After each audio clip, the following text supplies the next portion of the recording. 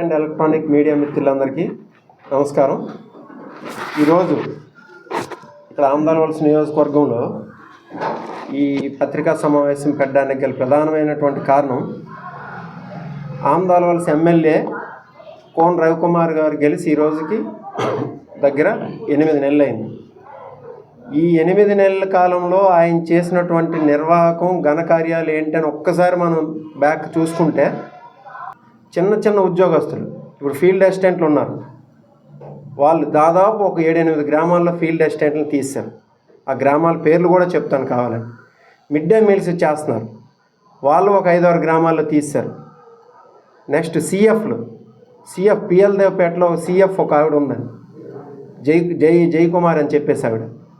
భర్త చనిపోయాడు, 2 ఆడపిల్లలతో ఉంది ఆవిడ. భర్త చనిపోయి కూడా 3-4 నెలలు అయింది. వాళ్ళ కుటుంబమే గడవడానికి కష్టంగా ఉంటే ఆవిడని ఉద్యోగం నుండి తీశారు.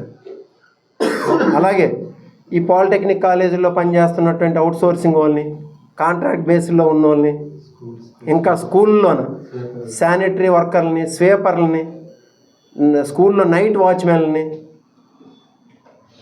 ఇంకా చూసుకున్నట్టయితే ఇంకా వీళ్ళు అంబేద్కర్ యూనివర్సిటీలో మన కాన్స్టిట్యున్సీ నుండి కూడా ఉన్నారు.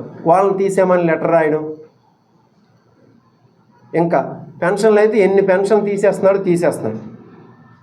బిల్లులు అవనవడం లేదు.